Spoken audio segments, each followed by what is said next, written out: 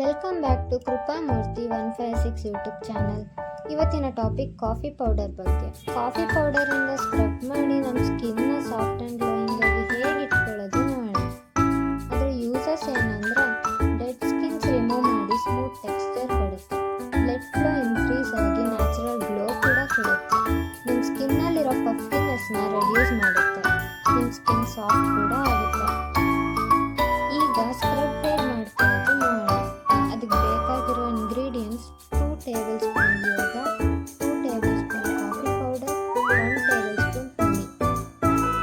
ಈ ಎಲ್ಲ ಇಂಗ್ರೀಡಿಯೆಂಟ್ಸ್ನ ಬೌಲಲ್ಲಿ ಹಾಕಿ ಸ್ಮೂತ್ ಪೇಸ್ಟ್ ಆಗಿ ಮಾಡ್ಕೊಳ್ಳಿ. ಸ್ಕ್ರಬ್ನ ಓವರ್ ಫೇಸ್ಗೆ ಅಪ್ಲೈ ಮಾಡಿ 2 to 3 ಮಿನಿಟ್ಸ್ ತನಕ ಸರ್ಕ್ಯುಲರ್ ಮೋಷನಲ್ಲಿ ಮಸಾಜ್ ಮಾಡ್ಕೊಳ್ಳಿ.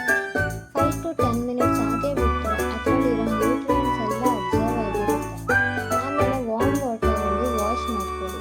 ಫೇಸ್ ಡ್ರೈ ಆದಮೇಲೆ ಮಾಯಿಶ್ಚರೈಸರ್ ಅಪ್ಲೈ ಮಾಡಿ ಸ್ಕಿನ್ ಸಾಫ್ಟ್ ಆ್ಯಂಡ್ ಗ್ಲೋಯಿಂಗ್ ಆಗಿ ಇಡುತ್ತೆ. ಇದನ್ನು ವೀಕಲ್ಲಿ 2 to 3 ಟೈಮ್ಸ್ ಸ್ಕ್ರಬ್ ಮಾಡ್ಕೊಳ್ಳೋದ್ರಿಂದ ನಮ್ಮ ಸ್ಕಿನ್ ಸ್ಮೂತ್ ಆ್ಯಂಡ್ ರೇಡಿಯಂಟ್ ಆಗಿ ಇರುತ್ತೆ.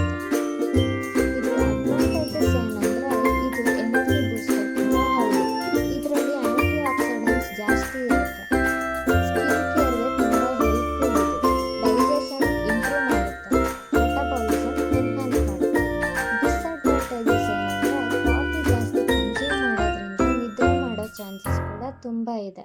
ಅಸಿಡಿಟಿ ಆಗೋ ಚಾನ್ಸಸ್ ಕೂಡ ಇರುತ್ತೆ. ಟೀತ್ ಸ್ಟೇನ್ ಆಗುತ್ತೆ. ಇದು ಎಲ್ಲರಿಗೂ ಸೂಟಬಲ್ ಅಲ್ಲ. ಜಾಸ್ತಿ ಕಾಫಿ ಕನ್ಸ್ಯೂಮ್ ಮಾಡೋದ್ರಿಂದ ಸ್ಕಿನ್ಗೆ ಡಿಹೈಡ್ರೇಷನ್ ಕೂಡ ಆಗೋ ಚಾನ್ಸಸ್ ಇದೆ. ಈ ನನ್ನ ವಿಡಿಯೋ ನಿಮ್ಮೆಲ್ಲರಿಗೂ ಇಷ್ಟ ಆಗಿದ್ರೆ ಹಾಗೂ ಹೆಲ್ಪ್ಫುಲ್ ಆಗಿದ್ರೆ ಲೈಕ್ ಮಾಡಿ, ಶೇರ್ ಮಾಡಿ.